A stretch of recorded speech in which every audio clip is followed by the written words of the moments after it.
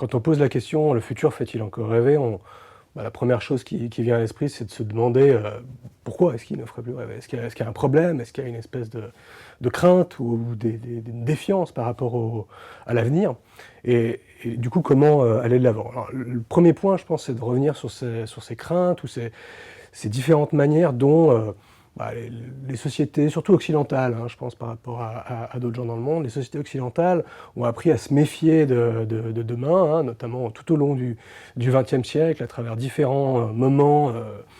plutôt catastrophiques hein, dans leur histoire, hein, qu'il s'agisse de la guerre, qu'il s'agisse de la guerre froide, d'enjeux liés à des technologies nucléaires, par exemple. Et donc il y a eu progressivement une espèce de crainte sur cette espèce de progrès, cette espèce de grande ligne droite hein, vers laquelle on allait, où tout irait mieux, tout serait plus phénoménal et plus positif.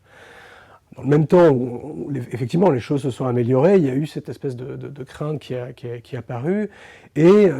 ça on l'a vu hein, tout au long du XXe siècle, hein, l'espèce d'idéal du progrès au long du XXe siècle, c'était l'an 2000, hein, les voitures volantes, une espèce de société d'abondance qui, le plus on se rapprochait de l'an 2000, le plus on avait du mal à imaginer des futurs plus lointains. Hein. C'est comme si l'espèce d'horizon temporel hein, qui était l'an 2000 pour quelqu'un de 1900, quand on a été en 1995, c'était toujours l'an 2000, et puis aujourd'hui on est en 2019, hein, et on se peut se poser la question de se dire mais c'est quoi notre an 2000 à nous en 2019? Et c'est là qu'apparaît justement ces craintes, ou peut-être avant même de parler de crainte, de blocage ou de difficulté à se représenter ce que pourrait être hein, un futur qui serait mieux que ce qu'on a eu jusque-là. Un deuxième point qui est important, hein, qui est à la fois anthropologique et puis aussi environnemental, c'est que depuis pas mal de temps, hein, on commence à se rendre compte que nos modes de vie, amenés par le progrès, hein, notre relation à la technologie, notre relation à l'environnement, ne sont pas si positifs que ce qu'on imaginait. Et du coup, hein, on le voit dans tous les discours, hein, notamment dans le monde francophone, sur les questions d'effondrement, y a un problème, et se projeter demain, c'est plus peut-être juste continuer cette ligne droite, hein, avec laquelle on voit que elle fonctionne pas. En tout cas, elle va être de plus en plus problématique. Puis un troisième point, un troisième élément de réponse sur le pourquoi et le problème du progrès, c'est aussi une prise de conscience un peu générale que l'abondance, ça va quand on a peut-être le ventre vide, mais à partir d'un moment, c'est pas le plus satisfaisant, et ça oblige du coup à se reposer la question de où on va. Hein, et donc où on va, dans cette espèce de ce qu'un historien qui s'appelle François Hartog appelle le présentisme, c'est-à-dire cette impression d'être toujours dans une espèce de présent qui évolue peu. C'est difficile de s'en détacher, c'est difficile de trouver des nouvelles projections, et c'est là où, moi, ce qui m'intéresse, hein, parce que moi je fais une anthropologie des technologies en lien notamment avec les pratiques de création, c'est de se dire mais qui essaie de réenchanter le futur, ou réenchanter des imaginaires nouveaux, différents. Et il est clair que dans les pratiques à la fois de création artistique, de designers, d'architectes, ou artistique dans la littérature, dans la création cinématographique, il y a tout un vivier en fait de connaissances, d'expérimentations, de tâtonnements qui sont intéressantes, et qui amènent à nous dire mais est-ce que au lieu de bâtir des futurs, hein, des avenirs qui seraient dans la ligne droite hein, de ce qu'on a eu jusqu'à maintenant, est-ce qu'il n'y a pas des alternatives, est-ce qu'il n'y a pas des manières de repenser ces scénarios, ces trajectoires, tout en, et c'est là je pense tout l'enjeu de la question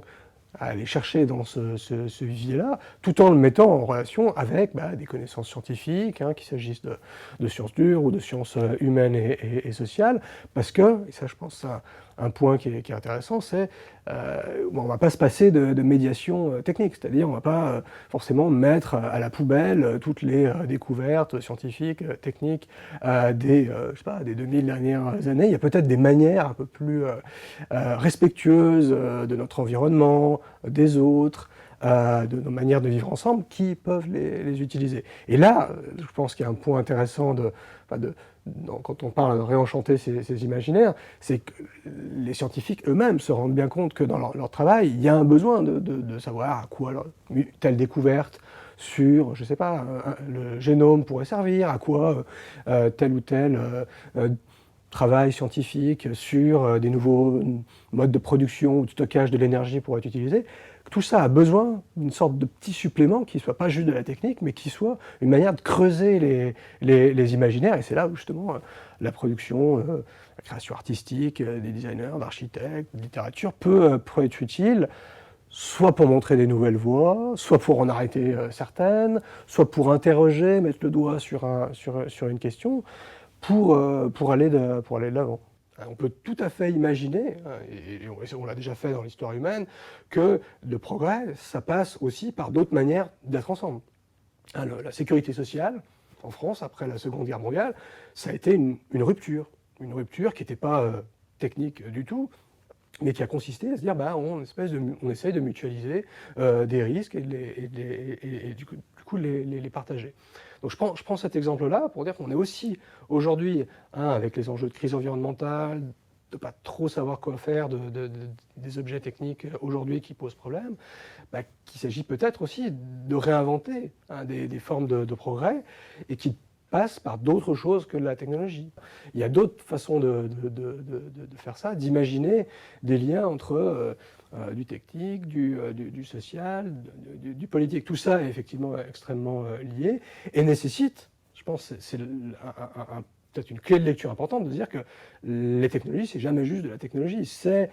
des formes d'idéologie, des représentations, des manières d'être dans le monde qui sont inscrites dans des objets. Le web des débuts, tel qu'il avait été inventé au CERN par des gens comme Tim Berners-Lee, Robert Cailliau, c'est un objet dans lequel il y a une forme de partage gratuit de la connaissance, de mise en relation symétrique d'un point à un autre du réseau de documents. Et donc c'est à la fois un objet technologique, mais c'est aussi toute une vision du monde qui ne passe pas par une forme de mise sous propriété privée des documents, ça passe par des formes de partage, ça passe par une forme d'idéal académique et universitaire de partager les choses, qui a beaucoup évolué aujourd'hui, mais ça ne veut pas dire qu'on ne peut pas essayer de réimaginer des formes tout à fait singulières, pertinentes pour utiliser les techniques. Il n'y a pas que la science-fiction, il y a aussi l'anthropologie et l'histoire qui peuvent nous aider à voir que dans le passé, des gens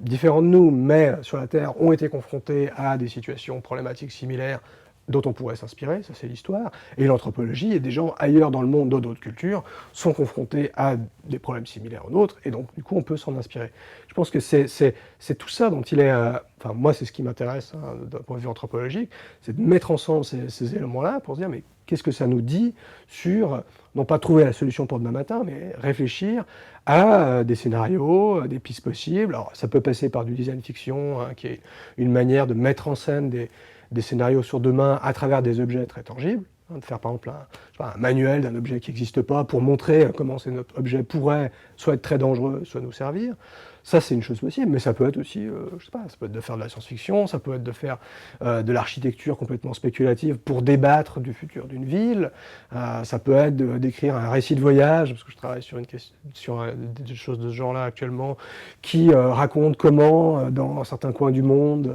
des gens vivent autrement et du coup on pourrait s'en inspirer. Et donc, il y a, sans parler juste de mon point de vue, je pense qu'il y a un appétit